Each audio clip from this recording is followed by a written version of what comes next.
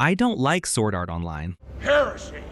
Sword Art Online is a boring dumpster fire that somehow manages to waste an incredibly promising premise. What starts as an intriguing concept, being trapped in a virtual reality death game, quickly devolves into sloppy, rushed writing and shallow storytelling. The pacing is all over the place, arcs are abandoned or resolved with zero build-up, and tension disappears the moment the show forgets its own stakes. The characters are painfully bland. Kirito is the poster child for overpowered, personality-devoid protagonists, while the supporting cast exists solely to orbit around him or be forgotten after one arc. Relationships feel forced, emotional beats are unearned, and the dialogue swings between cringe and exposition dump. Instead of exploring the psychological and ethical weight of its world, Sword Art Online chooses to coast on flashy fights and paper-thin drama. It's a show that constantly tells you how high the stakes are, but never shows you anything meaningful. In the end, it's all style and no substance, a wasted opportunity buried under melodrama and awfulness. The game design across the fictional MMOs is fundamentally flawed. The mechanics feel slapped together without any real understanding of how game systems actually work. There's no internal logic, no consistency, and no sense that these worlds could function as real games, even by fantasy standards. Progression systems are vague and underdeveloped. There's no balance between skills, no meaningful player choices, and absolutely no strategic depth. The rules seem to shift constantly to serve the plot, which completely kills immersion. But behind that, there's no tactical foundation, just power-ups and plot armor. The environments feel more like generic backdrops than believable game worlds. There's no thought given to economy, class design, quest structure, or any of the systems that make MMOs compelling. It's obvious the writer didn't approach these games from a design perspective, but more like a wish fulfillment sandbox where anything can happen as long as it's convenient. In the end, the fictional games in Sword Art Online are shallow and incoherent, more fantasy wallpaper than functional worlds. They're not designed to be played, they're designed to be escaped from, which ironically mirrors the experience of watching the show. The Sword Art Online fan base is, in many ways, worse than the show itself. While the series is deeply flawed, from its writing and pacing to its game design, the most vocal corners of its fandom treat it like it's untouchable. Any attempt at criticism, even when well-reasoned, is often met with defensiveness, gatekeeping, or outright hostility. There's this strange cult-like mindset where pointing out obvious issues, bland characters, inconsistent world-building, shallow game mechanics, is seen as some kind of personal attack.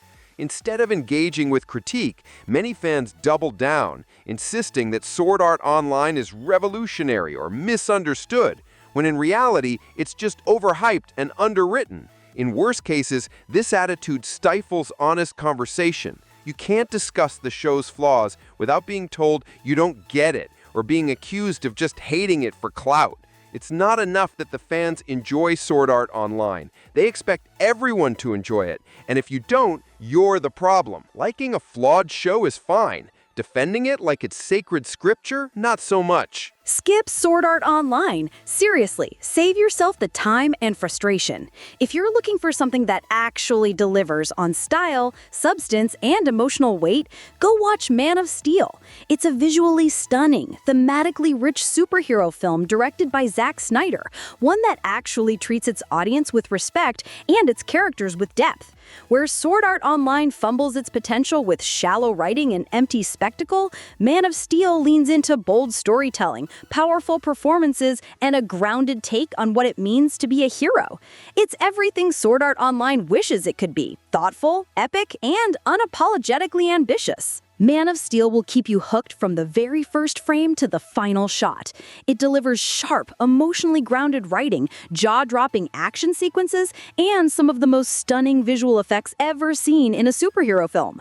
Every scene feels purposeful, every moment charged. It's a cinematic experience that doesn't just entertain, it resonates. Man of Steel is better than Sword Art Online in every conceivable way. The storytelling is deeper, the characters have real emotional arcs, and the visuals are on an entirely different level. Where Sword Art Online stumbles through shallow writing and empty spectacle, Man of Steel delivers powerful themes, stunning direction, and a protagonist with actual depth. One tries to look epic, the other is epic. It's not even close. In this video, we're diving into what makes Man of Steel such a standout superhero film, from its bold direction to its powerful themes.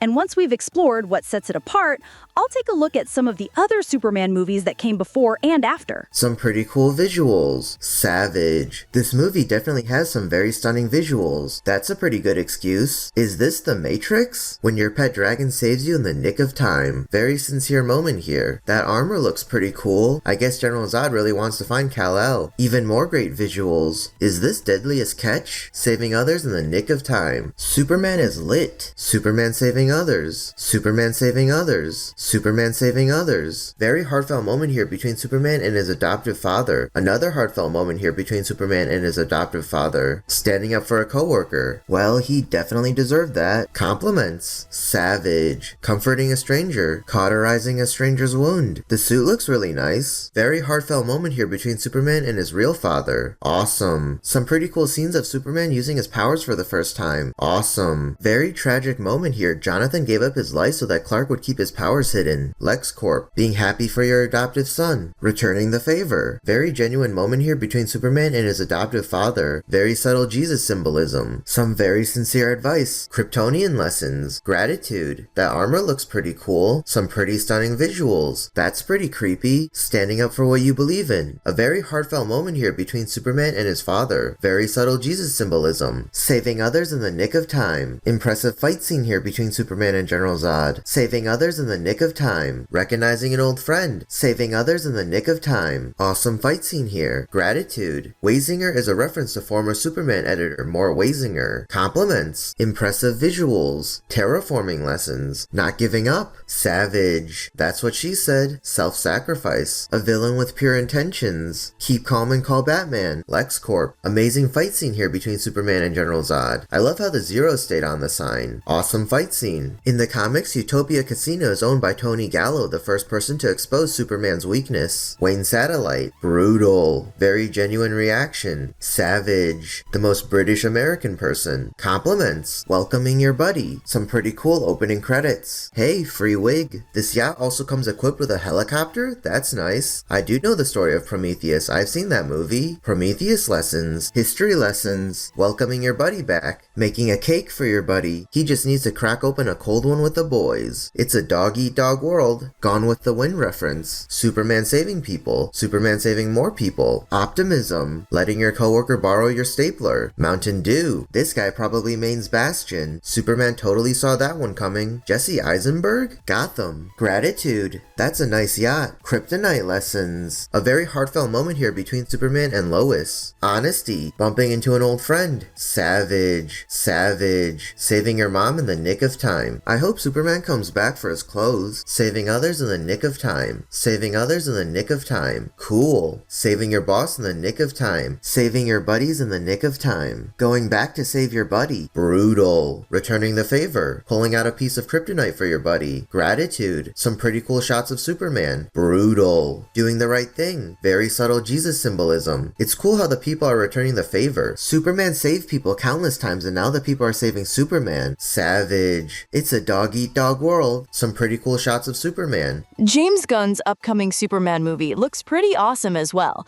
It seems like a fresh take that still respects the core of what makes the character great.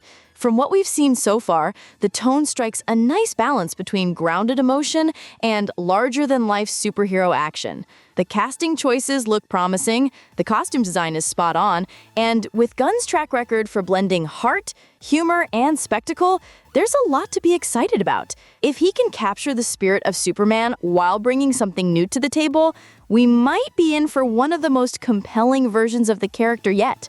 David Corenswet was a great choice to play Superman. He looks the part in a way that feels both classic and fresh, capturing that iconic, all-American presence while also bringing a more grounded, modern energy. there's a quiet strength in his screen presence, and from early glimpses, he seems perfectly suited to portray both the hopeful idealism of Superman and the humble, relatable side of Clark Kent. If the performance matches the potential, he could end up being one of the most memorable versions of the character in years. Hopefully, the DCU kicks off on a strong note with this film and sets the tones for a fresh, cohesive cinematic universe built around Superman. If they get this right, it could finally give the character the consistent, meaningful spotlight he deserves on the big screen. A well-executed launch could open the door for deeper world building, compelling new stories, and a long-overdue era where Superman is at the center of it all, not sidelined or rebooted every few years.